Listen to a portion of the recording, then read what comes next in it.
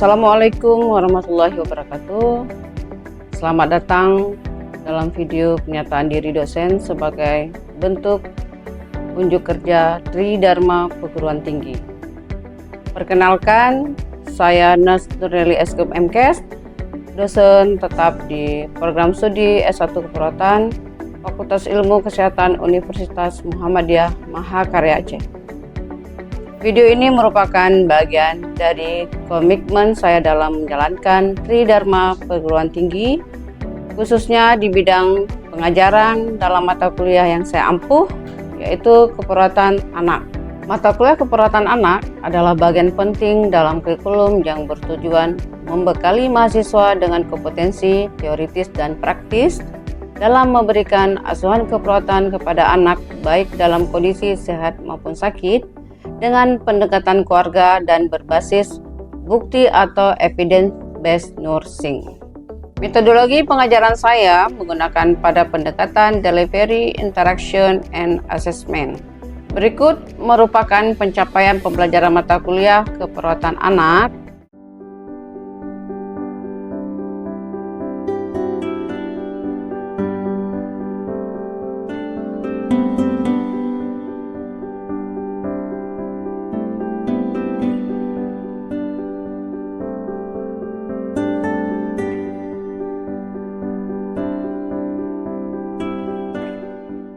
Berikut merupakan materi pokok dalam pembahasan mata kuliah keperawatan anak.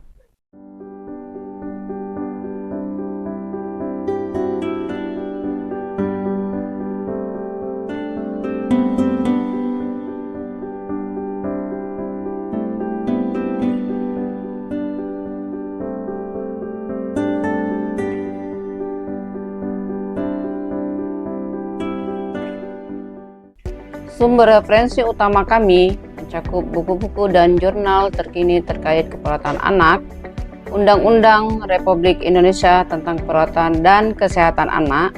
Kami juga aktif merujuk pada jurnal ilmiah dan kasus-kasus hukum kesehatan yang relevan.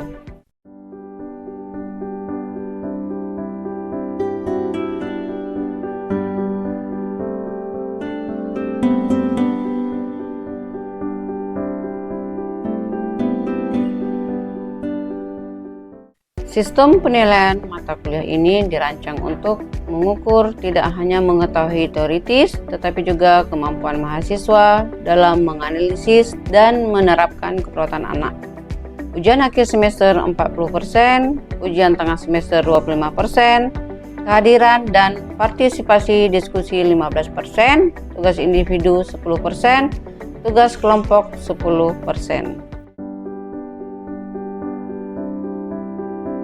Assalamualaikum warahmatullahi wabarakatuh. Waalaikumsalam warahmatullahi wabarakatuh.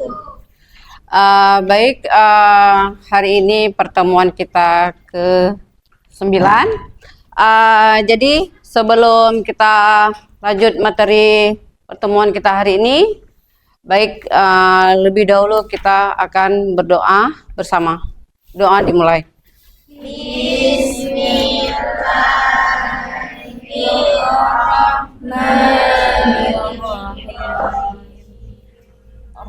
Rabbi shrah li sadri wa yassir li amri wahlul 'uqdatam min lisani yafqahu qawli.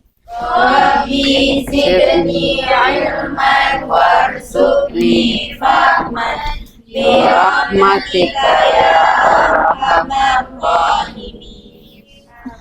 Amin. Baik, doanya selesai. Terlebih dahulu Ibu absen dulu ya. Nadia, Noval, tidak hadir ya. Fatin, Yoga, Ada. Zainab, Ira, Adinda, Mutia, Dek Opra. Sebelum kita lanjut ya pertemuan hari ini, kita lanjut yang kemarin. Hari ini kita dengan keperawatan pada anak dengan diare. Nah, sebelum kita lanjut materi pada hari ini, baik, kira-kira siapa yang bisa satu orang aja untuk menyimpulkan atau resume yang pertemuan kita sebelumnya tentang kemarin tuh sistem pencernaan. Oke, bisa saya aja Bu kalau bisa. Oke. Jadi minggu lalu itu Ibu telah membahas tentang sistem pencernaan. Nah, Ya. di sini saya ingin merangkum berdasarkan hasil pertemuan kita di minggu lalu. Nah, sistem pencernaan adalah serangkaian organ yang bekerja sama untuk memecah makanan menjadi nutrisi yang lebih kecil agar dapat diserap untuk tubuh dan digunakan sebagai energi, pertumbuhan, serta perbaikan sel. Proses ini itu dimulai dari makanan masuk hingga sisa makanan dibuang. Lalu, secara garis besar, sistem pencernaan melibatkan dua jenis proses. Yang pertama itu ada pencernaan mekanis dan yang kedua ada pencernaan kimiawi. Lalu juga ada alur perjalanan makanan dalam sistem pencernaan. Ini itu ada 6. Yang pertama ada mulut, yang kedua ada faring atau tenggorokan dan esofagus atau kerongkongan. Yang ketiga ada lambung, yang keempat ada usus halus, 5 usus besar, dan yang keenam rektum dan anus. Lalu yang terakhir yaitu tentang organ aksesoris atau pendukung, yaitu ada 3. Yang pertama ada hati, kedua kantung empedu, dan yang ketiga pankreas. Jadi Ibu, saya menyimpulkan dengan singkat, yaitu sistem pencernaan ini adalah mesin pengolahan makanan yang kompleks, mengubah apa yang kita makan menjadi bahan bakar dan blok bangunan yang dibutuhkan tubuh untuk berfungsi. Ya. Oke, baik sekali ya. Saya rasa semua juga sudah pada paham ya tentang sistem pencernaan yang pertemuan kita sebelumnya. Jadi ya, memang semua makanan itu masuk melalui mulut ya, dia melalui laring, faring, esofagus dan sampai ke lambung dan dijadilah satu proses pencernaan sampai nanti makanan itu dibuang melalui anus ya, seperti itu. Oke. Pada pertemuan kita hari ini kita masuk ke asuhan keperawatan pada anak dengan diare. Jadi kalau makanan kita salah yang kita konsumsi ataupun makanan yang kita makan itu sudah bercampur dengan bakteri ataupun virus, itulah terjadinya peningkatan sehingga terjadinya diare ya. Baik. Yang pertama sekali itu penyebab ya. Penyebab utama diare itu kesakitan atau kematian pada anak di negara yang berkembang. Kenapa? Di negara yang berkembang itu kan kebanyakan mengolah makanan itu siap saji ya, ataupun junk food ya kan, tinggal dipesan ataupun yang instan, itu tidak bagus ya. Kenapa di negara yang berkembang? Karena kesibukan mungkin orang tua sehingga mereka mengkonsumsi makanan untuk anak-anaknya yang mudah saji ya. Saya harapkan kita tidak seperti itu ya. Kemudian Depkes Indonesia mengalami itu diare itu 1,6 sampai 2 kali setahun. Makanya salah satu penyakit diare ini termasuk penyakit yang tinggi kematian untuk anak ya. Kemudian kita lanjutkan. Apa itu diare? Nah, diare itu adalah frekuensi buang air besar itu melebihi 4 kali itu bagi bayi dan lebih dari 3 kali pada satu hari ya. Kemudian anak di mana air lebih banyak daripada ampas ya. Kenapa? Sehingga terjadinya dehidrasi. Kenapa? Yang dikeluarkan itu rata-rata air, ampasnya tuh sedikit ya, sehingga mengeluarkan cairan yang berlebihan. Kadang-kadang anak-anak tuh sampai dehidrasi. Makanya kalau anak itu diare itu lebih dari 2 hari itu jangan dibiarkan di rumah aja. Kita harus langsung rujuk ke rumah sakit, harus pemasangan infus. Kenapa? Karena mengeluarkan cairan tuh yang berlebihan. Ya. Kemudian jenis-jenis diare itu ada diare akut. Ya, dia itu tiba-tiba. Kemudian ada dehidrasi resisten dan dehidrasi yang disertai darah dalam tinja, itu yang sudah levelnya sudah parah ya. Adapun penyebab ya, penyebab dari diare tadi itu ada yang dari virus ya, dari bakteri, kemudian juga sampai di protozoa dan tidak dapat patogennya ya. Di sini kita bisa lihat sama-sama di slide yang udah saya paparkan nama-nama virusnya ataupun nama protozoa ya.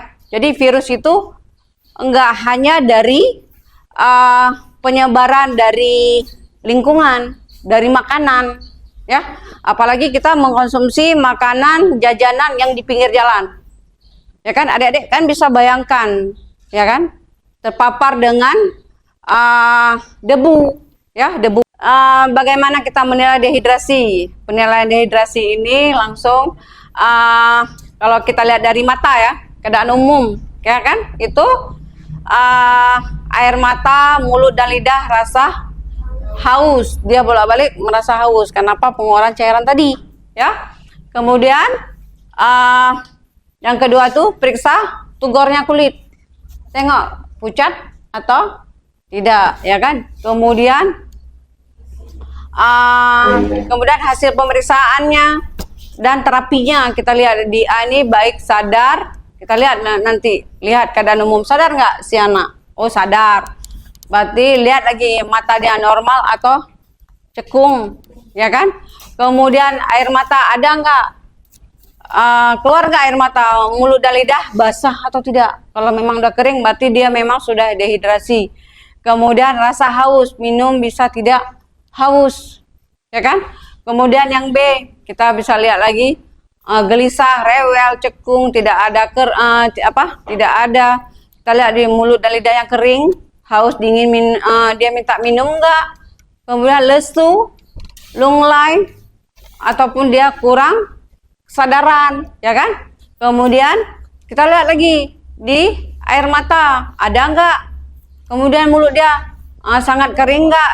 Jadi nanti bisa kita lihatkan lagi di terapinya, rencana terapi A, terapi B, dan terapi C. Jadi kita lihat lagi nanti dehidrasinya yang tadi ringan, berat, atau sedang ya kan.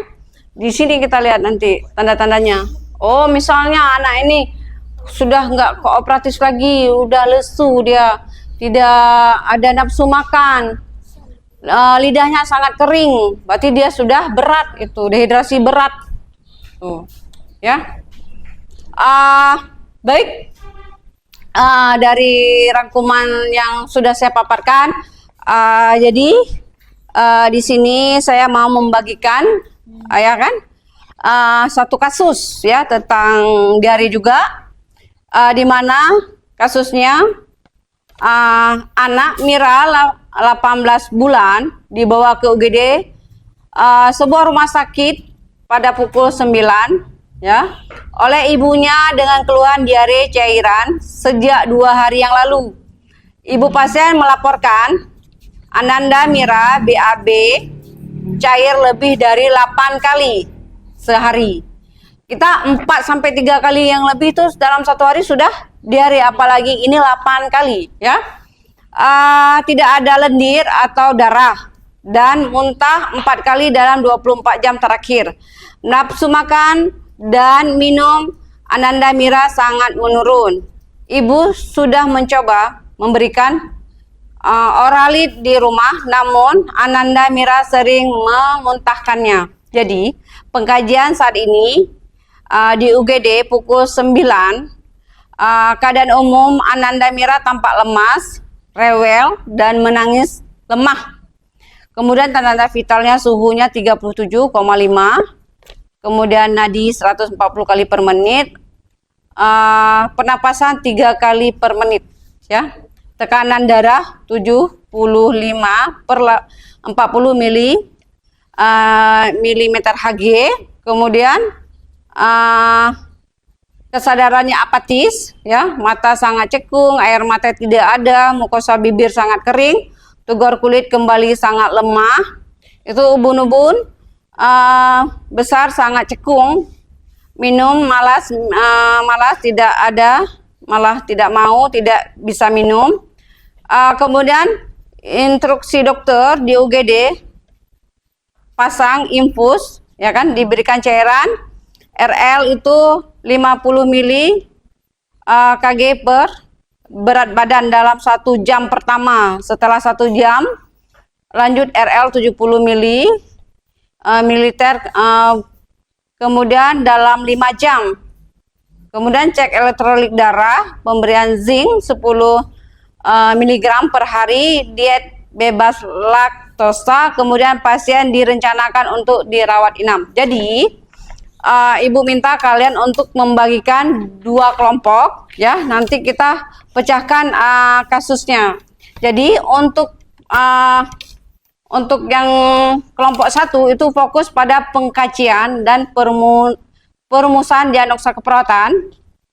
Kemudian yang kelompok kedua itu kalian fokus pada intervensi dan evaluasi keperawatan. Jadi bagi 2 kelompok, jadi fokus aja di kasus masing-masing. Ya, oke? Perhatian untuk adik-adik semua, Ibu kasih waktu 10 menit untuk membahas materi tugas kelompok kalian masing-masing. Baik, karena waktunya sudah habis 10 menit, jadi untuk kelompok 1 bisa memaparkan hasil kerja kelompok yang saya berikan tadi. Baik, siapa yang akan menjawab kelompok ini? Iya, ada Yoga sama Ira, Bu. Boleh, baik, silakan. Baik, untuk penyelesaian studi kasus panduan dari hasil diskusi kami tadi, yaitu tentang penyelesaian untuk kelompok 1 mengenai pengkajian dan perumusan diagnosa keperawatan. Yang pertama itu ada identifikasi tanda dan gejala dehidrasi dan derajat dehidrasi, yaitu ada tanda dan gejala dehidrasi. Keadaan umum yaitu lemas, rewel, apesitis. Ada nadinya itu cepat atau 145 kali per menit dan lemah. Tekanan darahnya itu rendah yaitu 75/40 mmHg. Penurunan BAB yaitu 1 kg dalam 1 menit atau 1 kg dalam 1 minggu. Mata yaitu sangat cekung, air mata tidak ada, mukosa bibir itu sangat kering, turgor kulit kembali sangat lambat atau lebih dari 3 detik. Ubun-ubun besar atau sangat cekung. Minum malas atau tidak bisa minum, CRT kurang lebih dari 3 detik, produksi urin belum BAK selama 8 jam. Suhu 37,5 derajat Celcius mungkin tidak langsung menandakan dehidrasi, tetapi proses diare dapat memicu peningkatan suhu. Derajat dehidrasi berdasarkan kriteria WHO atau Kemenkes yaitu minimal 2 dari 3 tanda utama. Kesadaran menurun atau apesitis. Mata sangat cekung, turgor kulit sangat lambat, AN Mira mengalami dehidrasi berat. Adanya tanda shock atau nadi cepat lemah. Tidak rendah, CTR memanjang. Juga mendukung dehidrasi berat yang mengancam jiwa. Yang kedua yaitu tentang rumusan diagnosa keperawatan prioritas akan dilanjutkan oleh Ira. Yang kedua yaitu rumusan diagnosa keperawatan prioritas. Diagnosa prioritas 1. Defisi volume cairan berhubungan dengan kehilangan cairan aktif, yaitu diare dan muntah.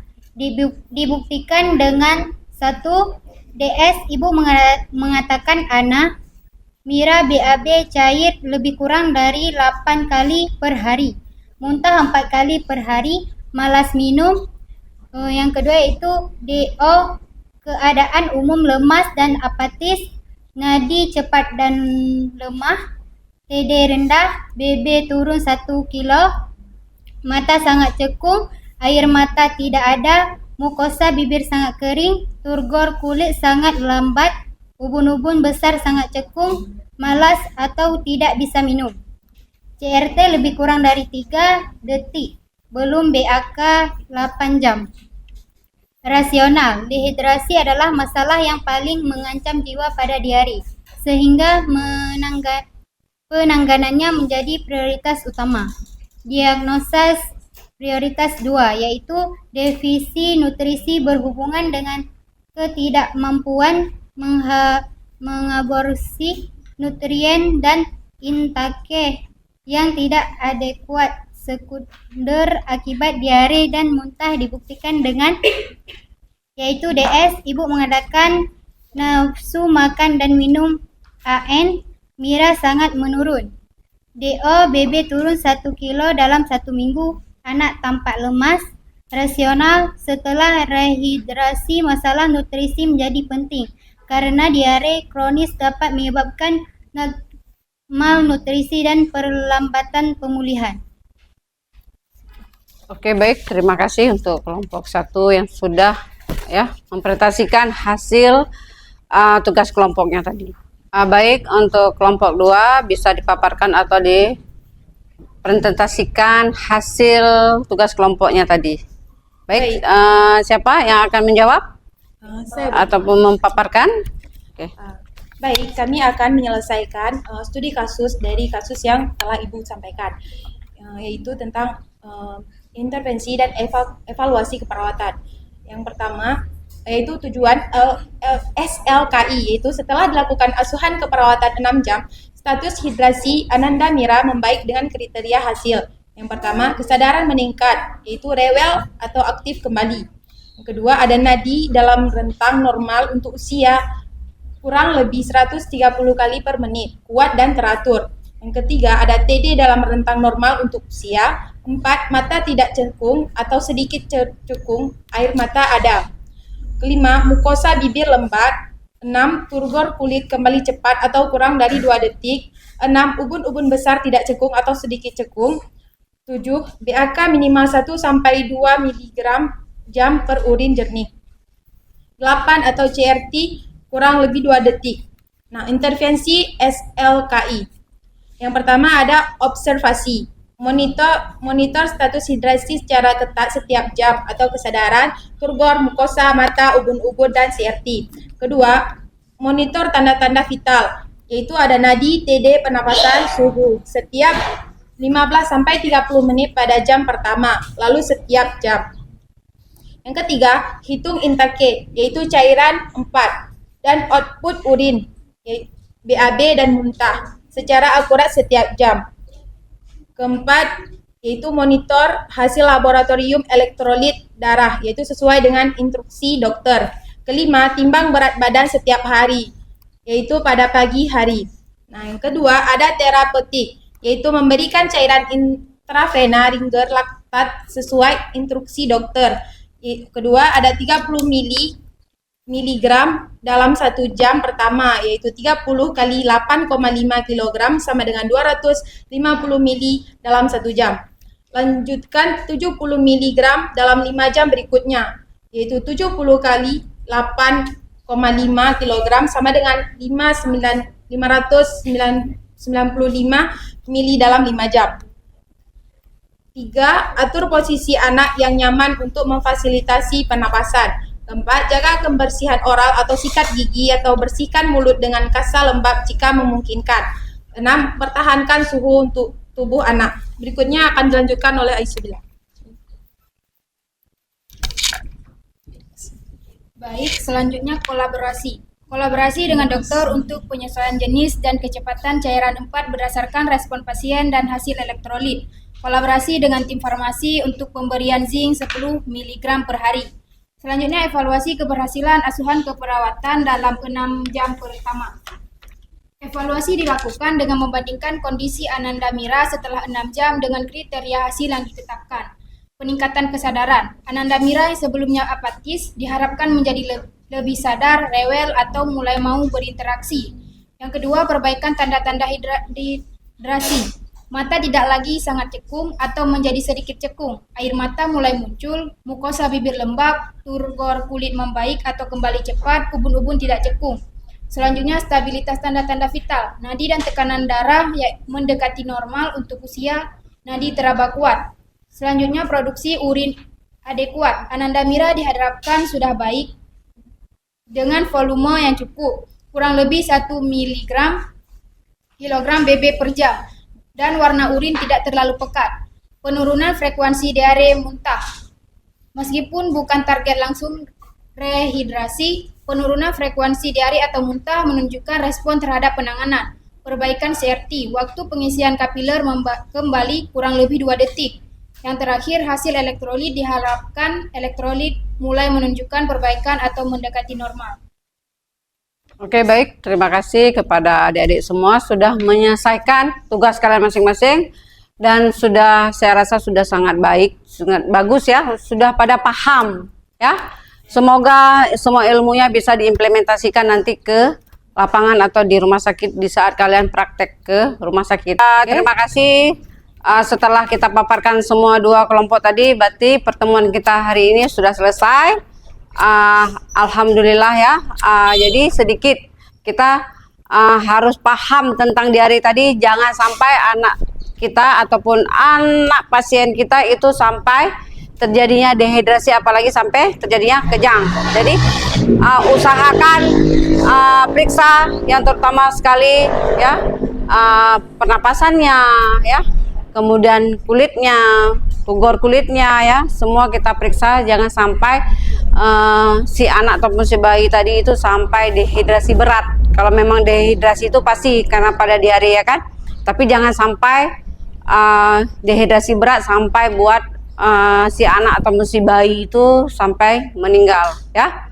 Itu pastikan sebagai kita jadi tim medis ya, dan jangan lupa kolaborasi dengan tim medis lain seperti dokter dalam pemberian analgetik ya, pengobatan. Baik, sampai di sini pertemuan kita pada hari ini. Insya Allah kita akan jumpa lagi dengan pertemuan ke-10 nanti di hari minggu depan. Baik, kita ucapkan hamdalah, alhamdulillah. Baik, terima kasih atas perhatian adik-adik semua. Saya akhiri. Assalamualaikum warahmatullahi wabarakatuh. Melalui mata kuliah ini, saya mendorong mahasiswa untuk berpikir kritis, peka terhadap perkembangan anak, serta memiliki sikap profesional, etis, dan berbasis pada kebijakan yang berlaku. Demikian penjelasan mengenai pelaksanaan Tridharma Perguruan Tinggi di bidang pengajaran untuk mata kuliah keperawatan anak. Terima kasih atas perhatiannya. Wassalamualaikum warahmatullahi wabarakatuh.